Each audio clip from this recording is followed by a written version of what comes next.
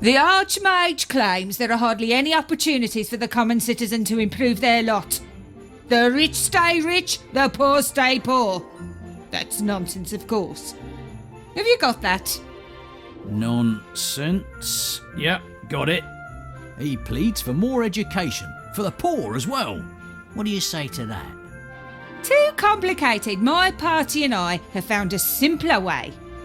From tomorrow, anyone can be a winner in life. I present the lottery. And the winners can move from the lower town to the upper town. The winner? Once a month we grant one citizen from the lower town a better life in our midst. And you will report on it, Mr. Fox. The winner's new fabulous life and how I made it possible. The winner. It's singular. The first draw is tomorrow. I expect to see it all over the paper. Very well, madam.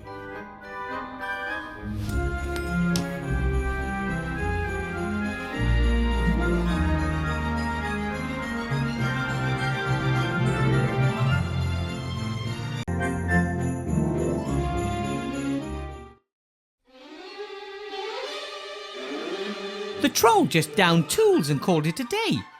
I should bring that up at the next staff meeting. Ew, the bucket is filled with some kind of mucus. Half water, half troll spit, I bet. No wonder the floor isn't clean.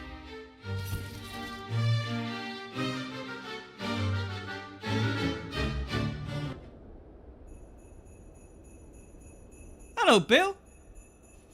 Wilbur. Were you in the lower town today? What's the situation like? Those loonies are taking over. What, you mean the protesters? More gold for everyone, they demand. They should work instead, then they'll have gold. But isn't that the problem? They want to work, but there aren't any jobs. There's enough work. I've offered a couple of them work. Yes, but they'd like to be paid. You see, so it is all about gold. You give those layabouts a little finger and they take the whole hand. And who's supposed to pay for it? The honest trader. Looks like your crane's ready. Oh yes, finally I can lower goods straight down to my store. Saves on customs duty and paying bribes to the town guard down by the gate. Is that legal? Not paying bribes? Dunno. But nowadays an honest trader's got to look out for number one. I have to be going, Bill. See you next time. See ya.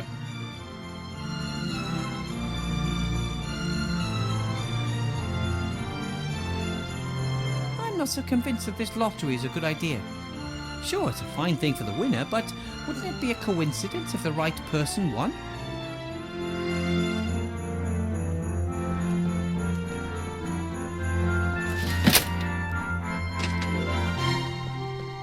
Hello, Mr. Shieldhand.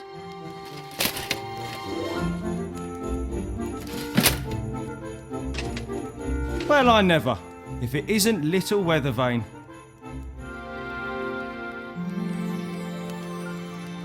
Why is the gate closed? I want to go to the lower town. Curfew. After dark, residents of the upper town can only enter the lower town with special permission. Who came up with that? Council Leader Van Buren. She's worried about the well-being of the residents of the upper town. And where do I get one of these permits? Nowhere today. You can go to the town hall and apply for one there tomorrow. But I'm supposed to meet Remy in the inn tonight. Tough. It looks like Bill the merchant's crane is finally finished. It's been 2 days. He's been transporting things up and down all day. And you inspected the goods? Why should I? Isn't there a toll on transporting goods like alcohol and pipeweed and other stuff from the upper town to the lower town? There are real crimes going on in this town. I don't even have the resources to take care of them. I see you're still the captain of the town guard. It's captain and it's only member. Why aren't there more guards? Surely it's impossible for you to keep the peace all by yourself. The council leader of the merchants doesn't see it that way. She handpicked me for this post. Nothing is more important than loyalty, she said. Bill said something about bribing the town guard. Would you know anything about that? That's an outrageous allegation. The town guard is not bribable. That's good. Otherwise, you'd probably have too much gold. I mean, if no more goods go through the gate here, then no one needs to be bribed, eh? That's right. So you're saying Bill is cheating the state of its well-earned taxes because he's smuggling goods into the lower town? Do you want to ban him from running the crane? No. Bill and his colleagues are very influential. Anyway, no one said anything about a ban, did they?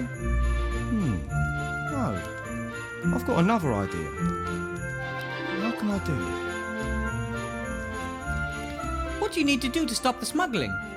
Someone would have to mark one of Bill's barrels of alcohol and then order it from the lower town.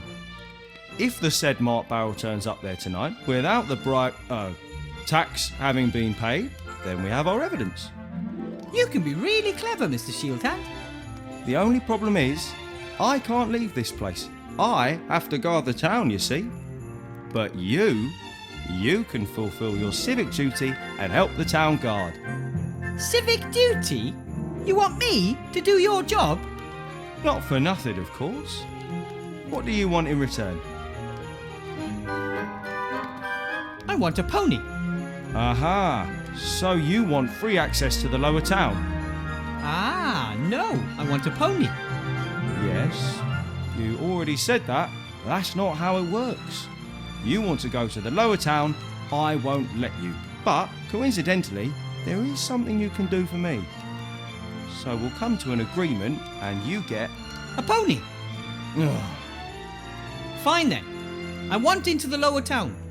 Excellent. Now you help me convict Bill and I give you the key to the gate. Okay. Here's a piece of chalk.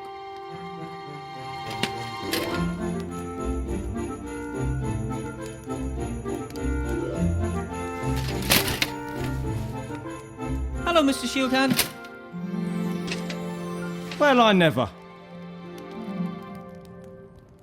Have to be...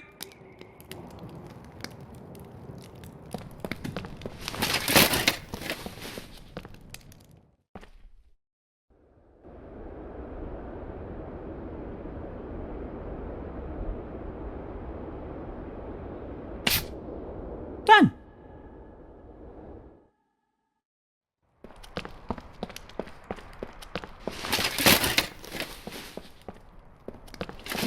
Hello, Mr. Shieldhand. Well, I never. I've marked a barrel of Bill's brandy. Excellent. Then go down to the lower town and order a barrel and we'll see what happens. You mean I no longer need a special permit? Correct. You're now on an official mission for the town guard.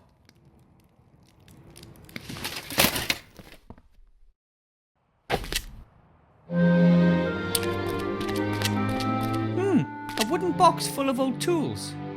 Some sort of metal clamps, a hammer, some wire. Probably Bill uses the stuff to maintain his stand. I'll take the hammer.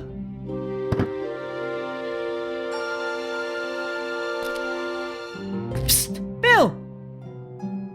Who's there? And what do you want? It's me, Mr. Shieldhand. I want to talk to you about my bribe. Or lack of, to be precise. Why do you call yourself Mr. Shieldhand? Because I am Anton. Anton Shieldhand is my name. And I want a bribe. Petey, is that you? It's bloody dark down there. Yes, it's me, Petey. Why are you putting on a funny voice all of a sudden? You really are a crazy dog. So what can I do for my favourite errand boy? I need a barrel of brandy for the inn. No problem. What's the password? I don't know the password. Why not? Aren't you Petey? Step into the light. Yes, I am, but I forgot the password. Ha! That's just like you. Ask in the inn. The owner knows it. Fine.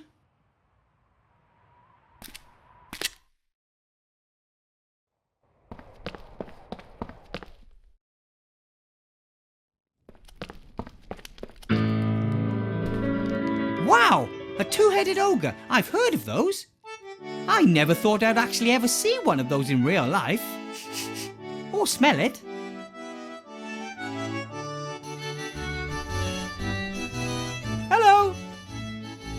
Hello! Little mini man. But Blout, that's a guest. Welcome, noble sir. How can we help you? I have heard that you buy your alcohol from Bill. We don't have much choice. He's the only trader who'll sell us alcohol. Expensive. You're right there. The prices are unashamedly high. Would you perhaps be interested in a barrel of brandy? I'm sure that Bill would deliver today. No, thank you. We still have stock, and we have much fewer guests since the barricade was erected. But I need a password. The password for Bill's crane capers? If you were one of his trustworthy customers, you'd know it. Seastone is a big town with lots of merchants. Why is Bill the only one selling alcohol? Since the town was virtually besieged with refugees, there's been no way for the farmers and traders from the surrounding areas to get through with their ox carts. Right. And Bill gets his supplies by air. Just the same, there's still more than one merchant in the upper town, isn't there? Of course. Bill trades alcohol, another trades in lamp oil, the next one in mana potions. That way they avoid competition and set any price they want. I smashed them all. We are upset about it. How about we try and bring down Bill and his exorbitant prices? What are you thinking of? Bash him? Well, let's just say I could put the long arm of the law onto him. Shield hand? Tin man. I don't know. The plan is absolutely Anton-proof. We're all set. I just need Bill's password and bam! We have him by his muttony legs. And it won't be traced back to us? I really don't want to be paying even more for our alcohol in future. It's a secret covert operation shrouded in secrecy. Shrouded in secrecy. He has earned it. Oh, all right then. The password is gold won't make you happy. Really? Here, a bag of silver for the brandy. It will be worth it if it scuppers business for Bill and his band of ne'er-do-wells. Nice. Did someone forget that jacket on the chair over there? Oh, it belongs to a young guest. He, well, got into a fight with Mr. Shieldhand of the town guard and was arrested. Hooligan. Lock up immediately. What happened? He was quietly drinking his beer. Shieldhand came in, recognized him as one of the protesters and wanted to search him. The young man refused, said he hadn't done anything wrong and wouldn't let anyone search him without reason. Then bang! Trent in a lockdown. And the jacket? It's been hanging there ever since. We're keeping it as a deposit until he's paid for his beer. You're a two-headed ogre, right? Well, I am an ogre. And me too. So, you two are ogres. My name is Sloth, mage, philosopher, scholar. And bag of wind. That is Blout, my brother. He is... Me, Basher. The best things I... Then take care, you two. One, both. So long. Bye.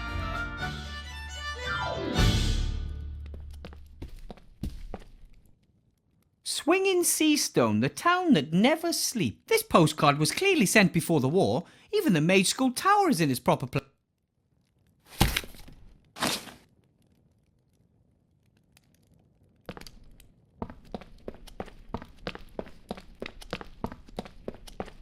The jacket belongs to a protester.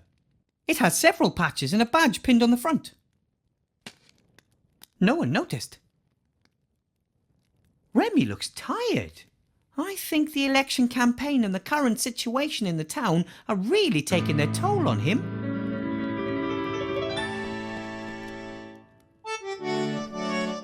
Hello, Remy. If it isn't the magic school's new star professor. How was your first day, Wilbur? I surprised Headmaster Block in the staff room as he was rummaging through a desk drawer. But he was startled when I spoke to him, like I caught him doing something. He didn't want you to see him fiddling around in his own desk drawer. Interesting, isn't it? Did you notice anything else suspicious? Headmaster Block is very mean to me. He gives me loads of difficult tasks. All of which you've solved, knowing you. Yes, but then he gives me new tasks that are even more difficult. And even if I worked through the night, I still couldn't finish them all. No one could. Interesting and curious. If he wanted to represent you as the Archmage's bad choice, then he wouldn't have given you exercises that are clearly impossible. People would realize what kind of game was being played and the trick would backfire. First, there was the desk drawer, and now this. Something's not right. That's what I think too. Archmage Alistair gave me a magic slate. That's just like him. He likes magical playthings. That's not all. The slate advised me to build a golem to help me with my work. A golem? They're very strong, so it could help me with a lot of my work. Yes, but I was thinking of something else. Think about it. We agree the Archmage is the most powerful living wizard. Of course. No one could touch a hair on his head with a magical attack. But brute force, a stone to the head, a knife in the ribs. That could be a possibility. But now imagine that he had a bodyguard, a big chap, hard as stone. Such as a golem, for example. Exactly. Even a troll wouldn't get past the golem. But the best thing, golems are absolutely loyal. They simply cannot help but follow their master's commands. And if I order it to defend the Archmage with its life? Then that's exactly what it'll do, and no one would get past it. That sounds fantastic. Can you manage that? Building a golem and bringing it to life? I'll sure try, at any rate. I'll get it to complete the headmaster's stupid tasks first, and then guard the Archmage. The headmaster and the council leader have come up against the wrong gnome.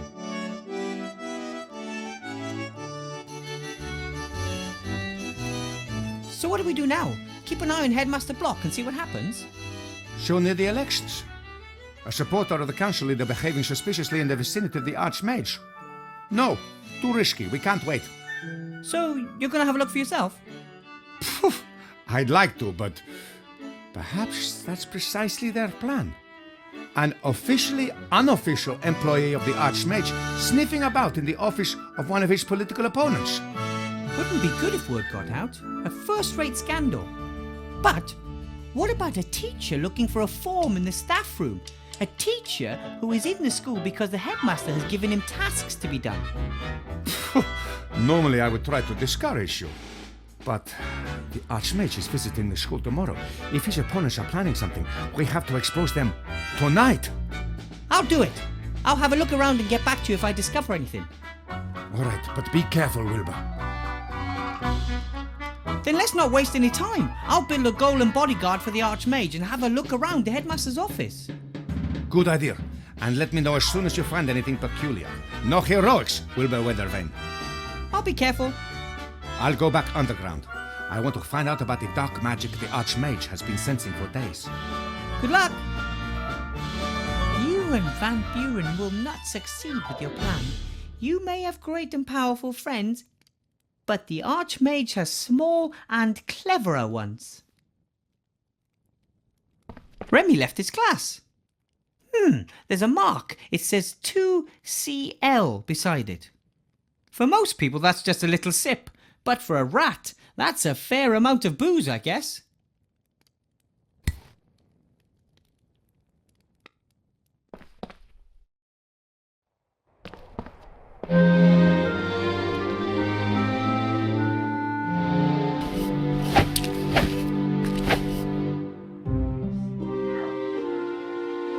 So, Petey, what's the password?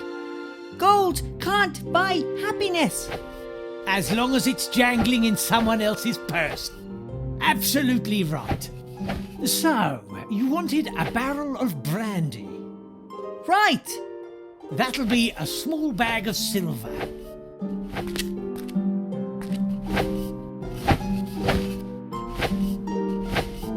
One barrel of brandy coming up. That's it. That's the barrel with the bark. What did you say? Nothing. Just thanks for the delivery. As long as you pay, I deliver. Take care. Bill didn't pay any taxes on that barrel. And those taxes build roads, care for the sick and elderly, and pay for my apple. Shield Hand won't be impressed.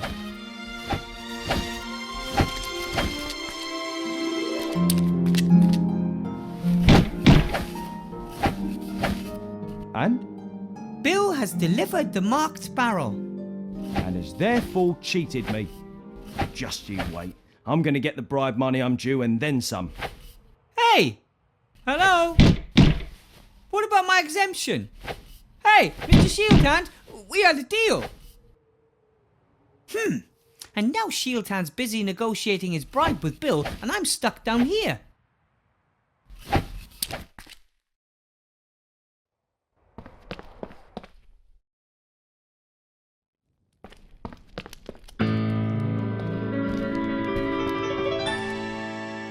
Hello, Sloth.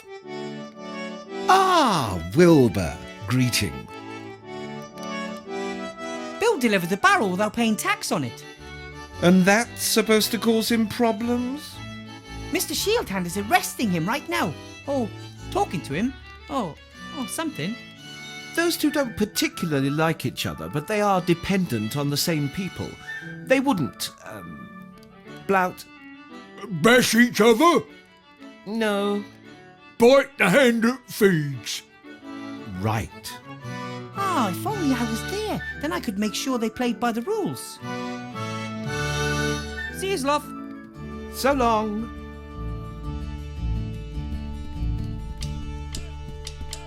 That's the reporter who let the council leader dictate tomorrow's news to him. If I've ever seen a frustrated man, Fox, then it's him.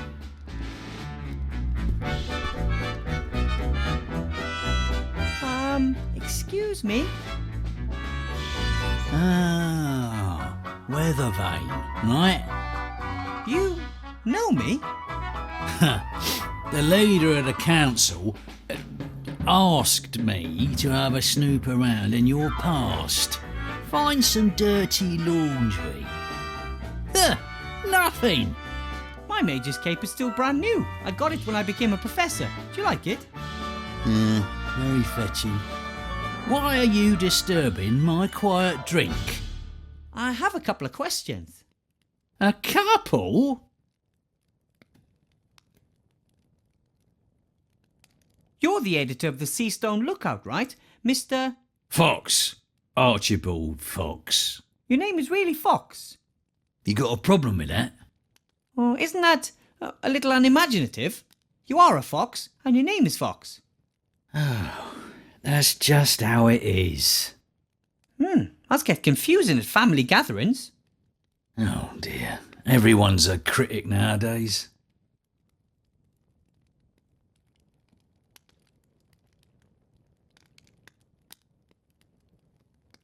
What are you writing at the moment? An article for tomorrow's edition. Pet dragon attacks on the rise. Child mauled. How does that sound? That's terrible. Is the child okay? Don't worry. The kid is as made up as the problem with pet dragons. But then why write about it? Isn't it obvious? The Archmage simply doesn't do enough about the pet dragon problem. But I thought that there wasn't one. The leader of the council has now picked up the issue and has finally enacted a law strictly regulating the keeping of pet dragons. Everyone wins. My newspaper, because it reported on this urgent problem first. The leader of the council, because she acted quickly and decisively. and the citizens because they don't have to worry about pet dragons anymore. Are you worried about pet dragons? No? You see, all thanks to Mrs. Van Buren.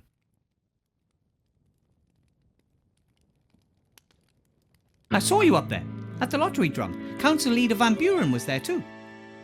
Not one of my greatest moments. Letting a politician tell me what I should write about her. So why do it then? You can't drink integrity. Anyway, it's fantastic being able to influence so many people's opinions. What I write becomes a big issue of the day, you know?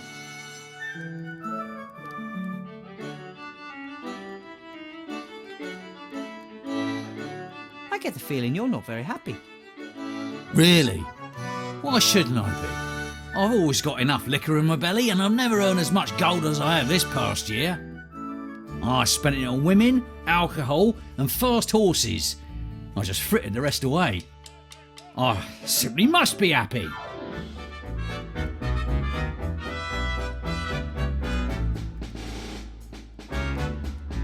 I think I have a story for you, a real story.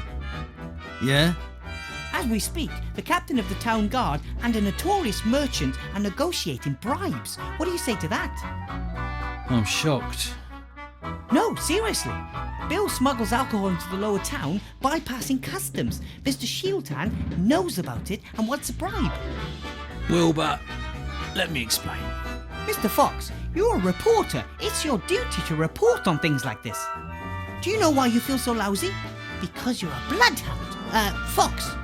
Because you're a blood fox.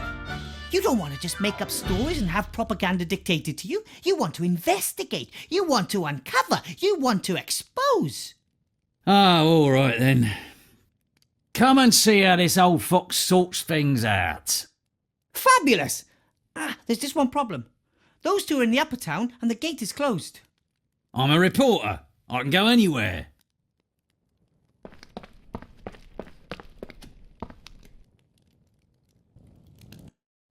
That's nonsense. If I gave you a gold piece for every barrel, I'd only be making 6 gold pieces profit on 3 gold pieces outlay. I may as well pay tax. I want my share. Nothing happens around here without my share. Good evening, gentlemen. And now him too. What's that I hear? Exorbitant prices being charged for alcohol, and this alcohol is being smuggled past customs into the lower town? I was just in the process of clearing up the affair. What do you want, Fox? Push off. We've got business to do. That's why I'm here. I want to show my young friend over there how business is done in this town. Exactly. That's why we have laws, you know. Right. Well, according to the law, Bill would have to forego lots of money, Shieldhand would be out of a job, and the little influence he has, and I would be worried about the alcohol supply chain. So what do you propose instead? I get my alcohol at the normal price from now on. No more daylight robbery for the old fox. Bill, you continue using your crane, saving you on customs. Our competent Captain Shieldhand here is then entitled to part of the savings. I save gold, you continue to earn more than you're entitled to, and Shieldhand makes a bit on the side. We all win. How does that sound? But... Sounds fair to me. Oh, all right then. Then we've got a deal. Come on, Shieldhand, this is cause for celebration. You see, little Wilbur here could clearly see that the situation was unsustainable. An arrangement which made you money suddenly leaving you empty-handed? Can't have that. Thank you, Weathervane. Perhaps I was wrong about you. Here, with this you can get from the lower town to the upper town any time. You've earned it. This is the world I helped build. Rather than toppling it, I've become one of its pillars. That's the reason I'm not happy.